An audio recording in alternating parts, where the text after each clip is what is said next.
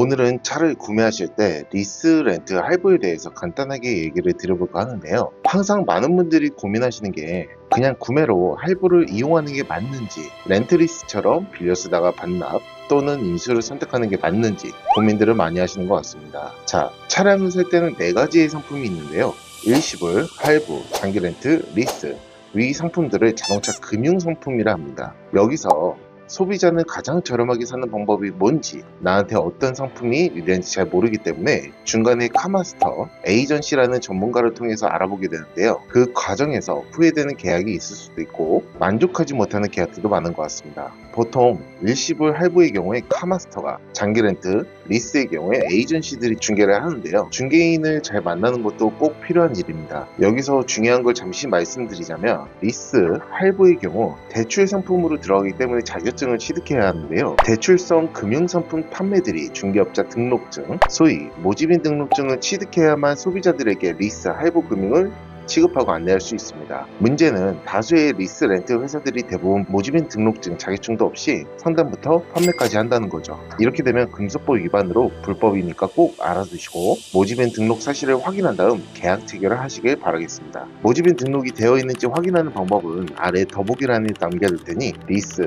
할부를 진행하시는 분들은 담당자가 등록되어 있는지 한 번쯤 확인해 보시는 게 좋고요. 위 내용은 추후 다른 영상에서 자세하게 다뤄보도록 하겠습니다. 무튼 이 영상을 보시는 분들이 가장 궁금하신 건 그래서 뭐가 제일 저렴한데 일 텐데요. 각 개인의 상황에 따라 다르지만 초기 비용을 최소화하고 직장인분들 기준으로 살펴보겠습니다. 결론부터 나열해 보자면 일시불, 할부, 렌트, 리스 순입니다. 자, 첫 번째로는 일시불이 가장 저렴합니다. 당연히 금리가 붙지가 않으니 차량가 취등록세만 내면 일시불로 구매하실 수가 있고요. 돈만 있으면 저라도 무조건 일시불 구매합니다. 이건 뭐 다들 아시는 내용이니까 이쯤 하고요. 두 번째는 많이들 혼동하시는 할부입니다. 할부에는 차량가를 계약 개월수로 나눈 월 납입 금액에 초기 비용으로 취등록세, 보험료, 자동차세가 들어갑니다. 계약 개월수 또는 프로모션에 따라 무이자 상품도 있지만 대부분의 차량은 카드사, 캐피탈사를 중간에 끼고 진행되는 상품이다 보니까 금리가 무조건적으로 발생이 됩니다. 그럼 보험료, 자동차세, 취등록세는 초기 비용을 빼고 차량가의 금리만 내면 되는데요. 보통 할부 금리의 경우 4.7%에서 거진 5%대입니다. 요즘 금리가 그나마 조금 내렸죠. 결국엔 무이자가 가능하다면 무이자로 할부로 가는 게 베스트 오브 베스트인데 카드사는 캐피탈이 바보도 아니고 자기들 돈 벌어야 되는데 무이자 할부로 잘 안 해주는 게 현실입니다.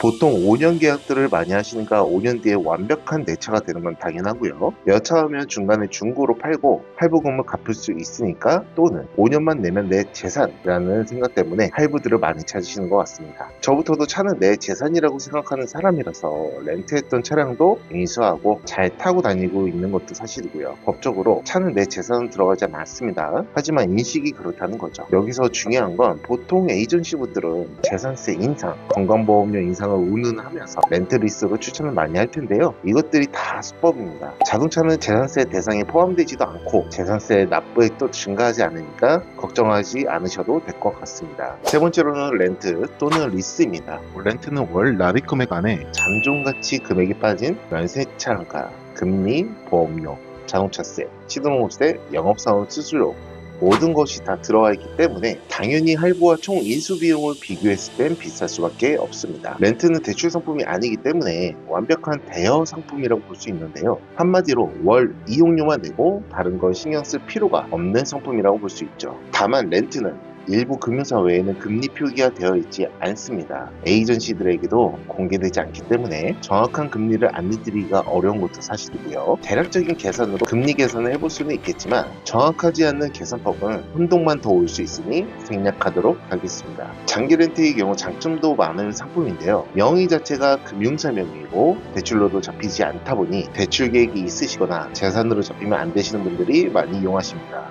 예를 들면 LH에 들어가 계신 분 또는 기초생활수급자분들은 필수겠죠. 꼭 이런 분들만 하는 건 아닙니다. 사업자분들은 연 1,500만원 세금 비용 처리를 하면서 사업자 대출의 융통성, 직원들의 복지를 위해서라도 장기 렌트를 많이 이용하고 있으니까요. 특히나 연 키로수가 4만, 5만 킬로미터 이상 되는 분들에게 특화된 상품이라고 볼 수 있겠는데요. 키로수가 많으신 분들이라면 4, 5년이면 거의 택시급으로 키로수를 타시다 보니 차 교체가 짧아질 수밖에 없고 정비도 많을 수밖에 없습니다. 이런 분들에게 장기 렌트가 무엇보다 편리한 상품인 건 확실한 듯 하네요. 다만 장기 렌트의 경우 에이전시들의 역량에 따라서 금액이 천차만별이라고 보셔야 하는데요. 그 이유는 에이전시들의 수수료 부분 때문입니다. 이 수수료의 퍼센테이지에 따라서 월 이용료가 상이합니다. 수수료에 대한 부분을 할 얘기가 많으니 다음 영상으로 자세히 들여다보도록 하고요. 장기 렌트를 진행하실 땐 꼭 여기저기 비교를 많이 해보시는 게 좋습니다. 비교를 하실 땐 똑같은 차종, 옵션, 차량가를 똑같이 말해주고 견적을 받아보시는 게 아주 현명한 방법이라고 볼 수 있겠습니다. 발품은 팔면 팔수록 나한테 이득이라는 점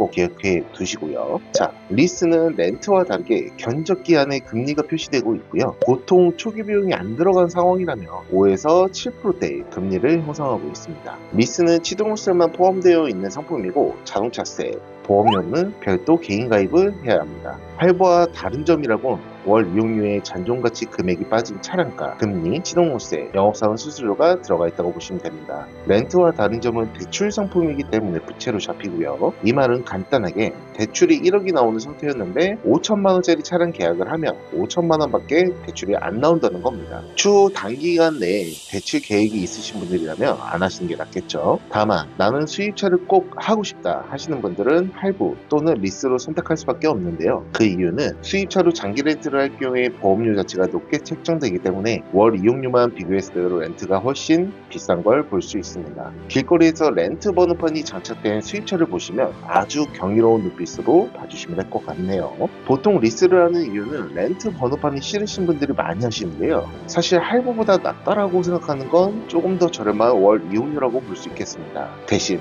인수를 생각하고 총 인수 비용을 생각해보면 할부보다 비싼 건 참고해야 할 것 같네요. 할부와는 다르게 렌트 리스에는 잔존가치라는 개념이 존재합니다. 잔존가치라는 개념 때문에 인수 또는 반납을 선택할 수가 있는 거고, 이 부분이 렌트리스 견적의 중요한 포인트가 되는 것 같습니다. 렌트리스의 경우 일정 부분 잔존가치를 잡아두고 그 차익에 대한 기간 내의 대여 개념이기 때문에 잔존가치는 계약 만기 반납 시 캐피탈사에서 정해둔 중고차 가격이라고 보면 되는데요. 그렇기 때문에 이 잔존가치가 높으면 월 이용료는 내려가고 잔존가치가 낮을수록 월 이용료는 높게 책정됩니다. 잔존가치라는 견적 요소 때문에 월 이용료만 따져봤을 때는 할부보다 렌트리스가 더 저렴해 보일 수밖에 없지만 인수를 생각한다면 할부보다 비교적 비싼 금액이라고 보시는 게 맞습니다. 하지만 무조건 비싸다고만 생각할 것도 아닌 게 부득이한 사고로 전파되거나 멸실, 수리 불능, 화재 사고 등 정상적인 차량 운행에 불가할 때도 있을 수 있는데요. 이럴 땐 캐피탈마다 조건은 다르지만 계약을 해지함으로써 발생하는 중도해지 손해배상금을 배상하면 계약이 해지되니 할부를 했을 때와 비교해보자면 이 부분은 유리할 수도 있다고 볼 수 있겠네요. 자, 정리해보자면요. 일시불이 가장 저렴한 건 반박 불가다. 내 명의로 등록해도 상관없다. 비용 처리가 필요 없는 직장인 또는 프리랜서이다. 차를 오래 타겠다. 초기 비용에 대한 부담이 없다 하시는 분들은 할부로 진행하시는 게 유리하시고요. 나는 사업자이다. 대출받을 계획이 있다. 내 명의보다는 회사 명의로 진행해서 비용 처리를 받을 것이다. 키로수가 많다. 사고 이력이 많아. 보험료가 비싸다. 나는 기변병이 있다. 초기 비용 부담 없이 운영하고 싶다. 내가 보는 차량은 주로 국산차다 하시는 분들은 장기 렌트가 유리하십니다. 나는 사업자다. 대출받을 계획이 없다. 내 명의로 등록보다는 회사 명의로 진행해서 비용 처리를 받을 것이다. 월 이용료만 싸게 기변을 자주 하고 싶다. 고가 차량 구입 시 중고차 처분에 대한 부담이 싫다. 초기 비용 부담 없이 차량을 운용하고 싶다. 내가 보는 차량은 주로 수입차다 하시는 분들은 리스가 유리하므로 본인의 현재 상황과 차량에 대한 니즈에 따라 구입 방식을 결정해보는 게 좋겠습니다. 다른 유튜브에서 무조건 어떤 상품이 싸다, 비싸다를 단정지어 말하는 거에 얼매일 필요가 없습니다. 앞서 설명드렸던 것처럼 개인의 사정에 따라 이용하는 상품이 다를 뿐이지 그걸 가지고 넌 비싸게 했네, 안 했네 할 필요도 없다는 거죠. 자, 이렇게 오늘 할부, 리스, 렌트에 대한 설명을 드렸는데요. 사실 더 깊고 많은 내용들을 안내드리고 싶지만 너무 방대한 내용이기 때문에 다음 영상으로 보다 더 정확하고 자세하게 제작해보도록 하겠습니다. 구독, 알림 설정은 누구보다 빠르고 정확한 프로모션으로 받아볼 수 있는 기회입니다. 이상 바꿔볼까 이 팀장이었습니다. 감사합니다.